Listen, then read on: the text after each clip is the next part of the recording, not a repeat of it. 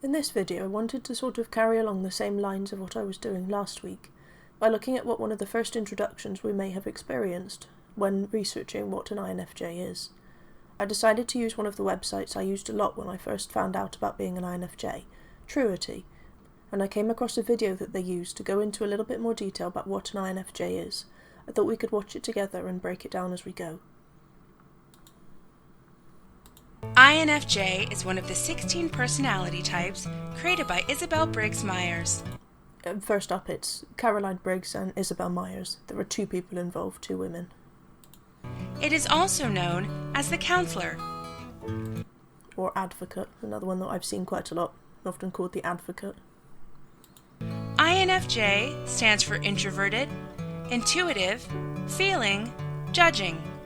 Being introverted means that you are energized by spending time alone or in quiet surroundings.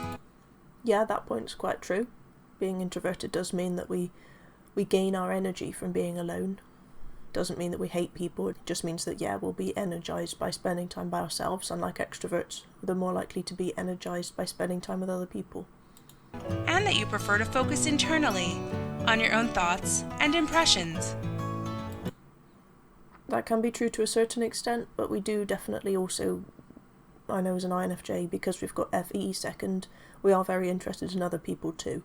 So we're not just focused on our own personal thoughts and feelings. We are interested in how other people feel too. Being intuitive means that you pay less attention to facts and details, and more attention to ideas, concepts, and interpretations. I wouldn't say that we don't pay attention to facts and details. I know INFJs are often quite detail-oriented, I know lots of types are, and we definitely like facts because we're kind of the most logical of the feelers. Facts are often very important to us, so we're not just going to disregard them in favour of any patterns and possibilities, any thoughts, concepts that we have in our own heads. It's not as simple as black and white picking one or the other. In certain scenarios, yes, we'll have a preference for going on our gut instinct, going on our intuition, but that doesn't mean that we will always choose that over facts. It's not as simple as that. That's where your F and your T comes into play a little bit more, rather than just your sensing and your intuition. It's not as simple as sensors like facts and figures and intuitives like theories and concepts. There is more to it than that. Having a feeling style means that you prioritize relationships and the needs of others, and that you make decisions based on your gut feelings. So now it's saying that being a feeler means we make decisions based on our gut feelings. Again, I wouldn't say that was something that feelers necessarily do. It's not about prioritizing people and emotions. That's not the only thing that being a feeler type does. That just completely leaves out the whole values thing that the cognitive functions brings in. Having FI or FE is values rather than feelings and emotions, so we are focused on the values of society. We want to make sure that the values that society has matches up with our own personal values. It's not so much that we prioritise people and emotions. It just seems too simplistic, which I think a lot of this has.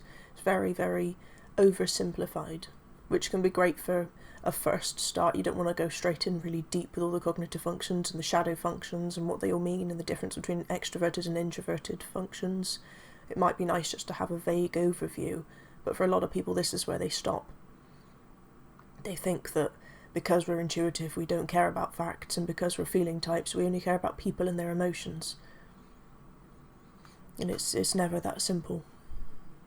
I think it would be nice if they stuck a little disclaimer at the end of this is only the first step, the tip of the iceberg, so to speak. You need to go in deeper if you want to properly understand the personality type. It's not as simple as just stopping here at what the 4 letters mean and thinking you know everything. Having a judging orientation means that you enjoy structure and organization, and like to make firm plans so that you know what to expect. To a certain extent, that's true. Yes, we do like to make plans. Yes, we do like order. The structure and the order part does play a certain role, yes. I think it's probably more pronounced for people that have NI or SI dominant, so your INFJs, INTJs, and then the ISFJs and the ISTJs, they're probably more likely to value order, SI more so than NI to a bit of an extent, because NI is intuitive at the end of the day, so yes, it will like structure and order, but not to be held down too much. It does like that element of freedom still. But then for the extroverted judging types, in my experience, it's not as needed, the structure. Like my ENTJ partner doesn't seem to need as much structure as I do. He's happier to just go with the flow more, whether that's because he has SE third where I have it fourth. It's not as simple as saying all judging types will value structure and order and need to plan out all aspects of their lives, because then that just means that all perceiver types then don't like that at all. And my ENFP mum does value having some structure in her life. Again, same as me, not in all areas, but in certain areas, yes. We both like structure. It can give us a bit of security, knowing what to expect, mainly around working, that sort of thing. It can be easier to have a form of structure and then allow your free time when you're at home to be a bit more varied, a bit more up to you what you feel like doing in the moment. INFJs are typically idealistic, creative, and introspective. They tend to have a strong sense of integrity and an interest in helping other people reach their potential. INFJs seek meaning and authenticity in their lives and tend to search for opportunities to make the world a better place. They often have a complex system of personal values and want to align the outside world with their own vision of the future. Although they can be reserved, the typical INFJ treasures their intimate relationships. They are usually sensitive, devoted friends and family members. I could say all of these to a certain extent could be used to describe me, but then again, it's that they could be used to describe so many different types, like I said in the last video. Being idealistic, I mean, seeing potentials for people, wanting what's best for people and in the future. Yes, we can be idealistic because we have intuition, NI specifically, which does like to fire ahead into the future and to see the best courses of actions, and we can often aim to achieve that view, that what we think is best. Being creative, I have never considered myself to be that creative. Again, I know it's a very subjective term, being creative, but I've never been very good at drawing or painting or coming up with things randomly off the cuff. I'm much better at having something to start with. I can take lyrics of a song and I can adapt them, I can add in new parts and change it into something else. The same with stories. I think I'd be good at fan fiction, maybe, because it's carrying on from that main story. It's been set up initially and then I can go from there, but not from a point of starting with a blank canvas and coming up with something amazing. I'd have to have a landscape in front of me to paint or something like that. So I mean, I always thought being creative was about coming up with things just off the top of your head, to which, no, I'm not very creative, but that's only my perspective. Being introspective, yes, we are introspective. That's not just limited to introverts though, like it said in the previous part. I think all of us can be introspective because we have both extroverted and introverted parts of us. Yes, I may be more introspective than some extroverts around me, and yes, I like spending more time in my head than they might do, but they also do that too. They can go through phases. I think most of us have gone through the past year being very introspective because there's not much else we can do. We've not been able to go out and see friends and family and do the things we normally do, so many of us have got a lot more introverted, a lot more introspective, and that can be quite a strength because it can help you to see the areas you need to improve in, the things you need to work on, your weaknesses, and it can also help you to see your strengths, so you know what you're good at. You can make sure you utilise that as much as you can in your life. We're authentic as well, yes, I definitely see that. That's something that when you start learning about cognitive functions, they stick on the FI rather than FE.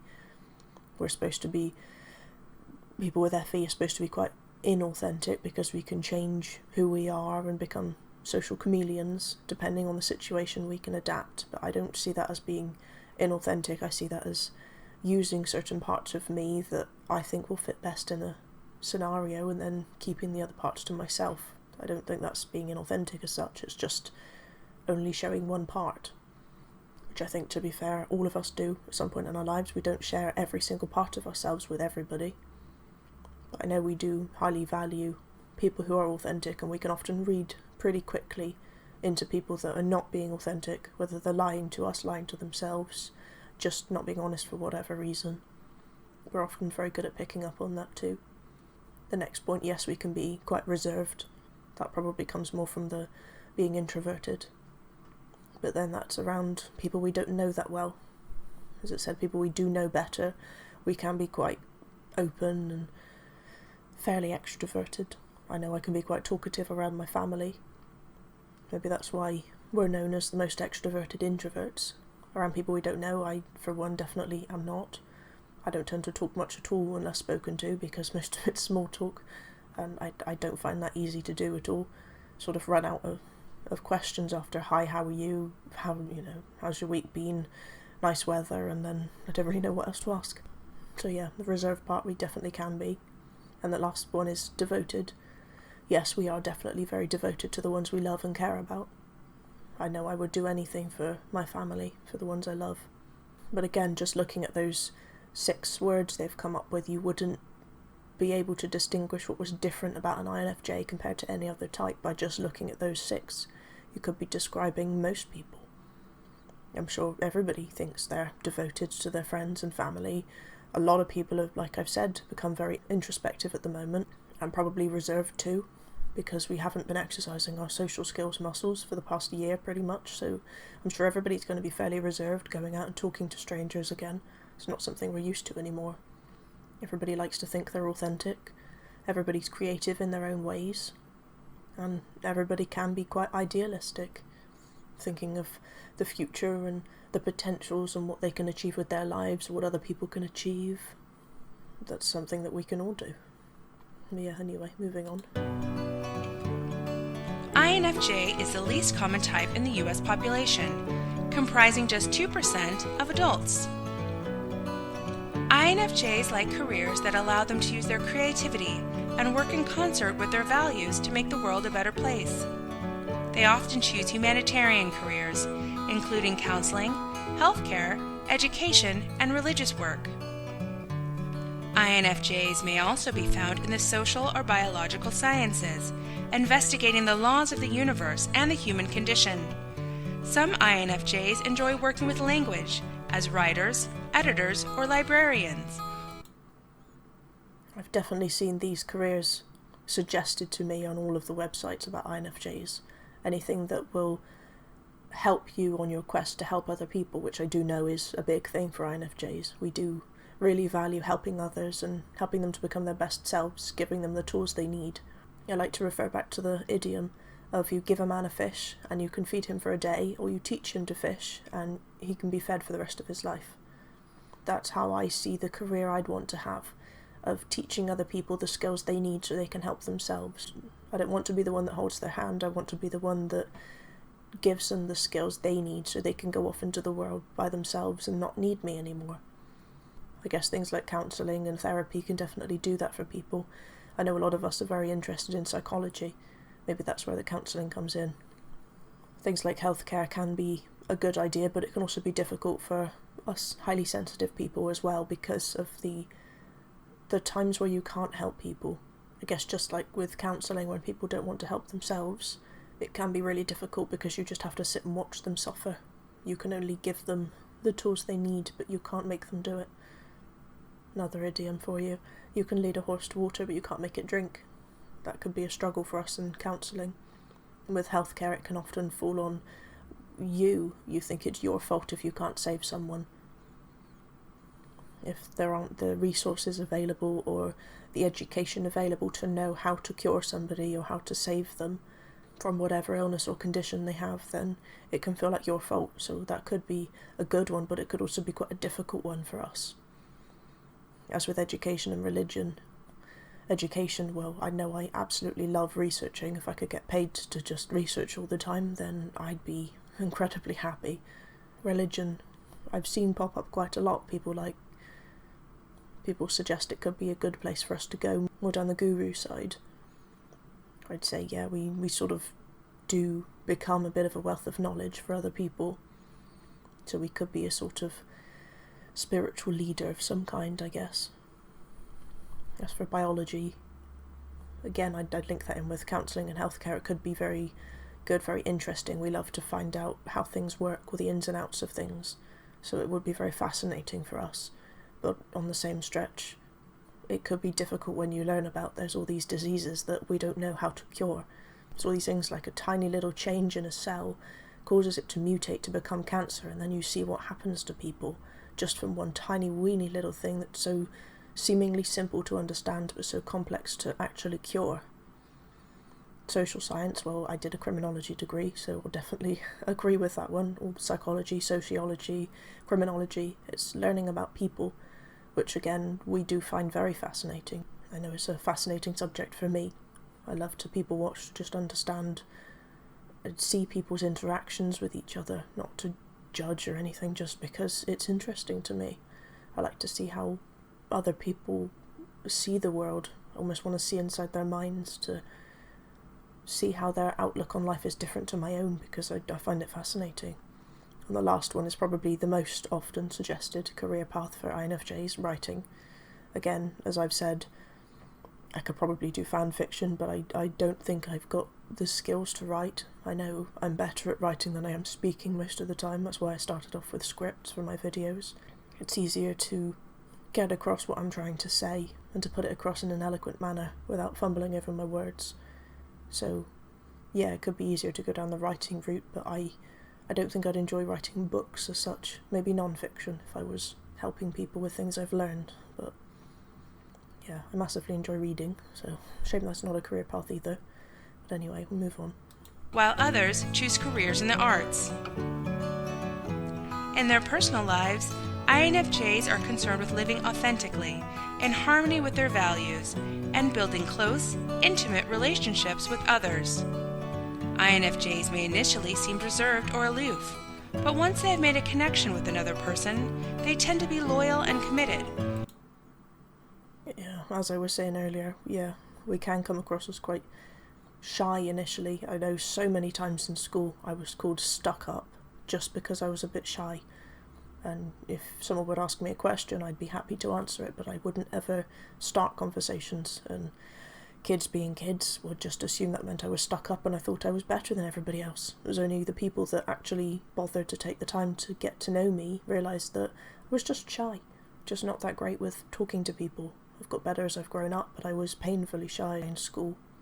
Yeah, they've mentioned authentic before, and also that we can be very loyal to people we know and care about. It's only the select few, though. I think that's more for introverted types, tend to just have a select group of people that they are very loyal and devoted to. That it's not everybody. It's not the whole world, it'll only be a couple of people. Always ready to offer their support and perspective. INFJs seek out hobbies which allow them to express themselves and explore their creative potential. Yeah, we do I know I do seek out things that are fairly creative. I do things like paint by numbers, cross stitch, that sort of thing. Again, I have to have something to start with. I can't just think of anything and paint it on a blank canvas. But there's also an element of it. We pick things that are creative not just because we want to voice our creative side, but also because we want to understand ourselves a bit more. Having secondary FE means we're not so great with understanding our own feelings and emotions. Especially in the moment, it can take a while for us to process and then go, oh gosh, yeah, back last Tuesday, that must have been how I felt. And a good way for us to do that is by watching other programs and identifying with people, reading books and identifying with them. It's seeing emotions and feelings in other people can help us to understand our own, so that's probably also why we seek out certain hobbies. Just a little side note there. They are often interested in art and literature and tend to consider the deeper meaning of artistic expression. Many INFJs need a good deal of alone time to ponder and reflect on their interpretations of the world around them. We do definitely have wild imaginations with certain things. We're very good at coming up with different concepts of how things could play out. I I think that helps our NI to work a bit better, to play out scenarios to see which one would be best, any pitfalls that would come up from them. And I guess with the being a visionary, they're probably going back to their previous point about us being idealistic, that we can often see people's potential and we want to help them to achieve that. So maybe that's where they're going with being a visionary as such. INFJs are imaginative, dedicated idealists who seek to live out their values and strive for a better future. They are often deeply humanitarian, with an unshakable vision and drive to make the world a better place. If you think you might be an INFJ, please visit us at www.typefindr.com/INFJ for more resources on the INFJ type. So yeah, I just thought it was a bit interesting to have a look at, to see what perceptions people will have of us when they just research what is an INFJ. Because I know when I first researched, I think I did my initial test on 16personalities.com, read a bit about that, and then went back to research another day and found Truity, and I think they went into more detail, but it was easier to understand about the INFJs. It didn't seem as vague. I think I much preferred Truity's site, but this video definitely wasn't here when I looked. So I just thought it was interesting to go through it and to see what they come up with for what it means to be an INFJ. I think it would probably take far too long for any website to have all the details that we need about each type, because they all do every single type. It's the same as, I guess, me with my videos, because I don't know enough about all the other types. I don't know people that are every single type. I don't want to go into too much detail about them, so I just do sort of vague overview and then move on to the types I do know more about. It's probably the same with these websites. They won't go into too much detail if they don't know too much about the types, because you do sort of just go on what the internet says, stereotypes, that sort of thing. You don't have any fact or any truth to go on, because you can't talk to somebody who's each type and ask them, is this true for you? And then even if you do that, it's still for that one person. Some of this stuff may be 100% true for lots of INFJs out there. I just find for me there's so much more. It doesn't quite go into the depths of what INFJs actually are. We are such deep people. There is so much to us, so much more beneath the surface, that lots of people probably won't ever find out, because if we don't feel comfortable with them, or they don't take the time to get to know us, they won't ever see that side of us. They'll just see a tiny little snippet, a couple of % of our personality type, but they will never know the full extent. I find it really interesting to see what other people think about me, about my type, the perceptions they'll have of it, and where they get these ideas from, because before you research at all, you won't have a clue what INFJ means. So it's interesting to see where a lot of people will get their perceptions from, things like this video and the websites. So it's almost nice to go back after about a year and a half now of knowing that I'm an INFJ, going back to the start and seeing the things that I initially read and where I first started on my journey of being an INFJ, reading through, going, wow, all of these things are so true about me, and then discovering a little bit more of actually they're true about most people, because my mum could read most of the stuff on the INFJ and go, yep, sounds exactly like me, and I could read the stuff on her ENFP one and go, yeah, sounds like me. But I just thought that'd be interesting, so as always, thank you for your time.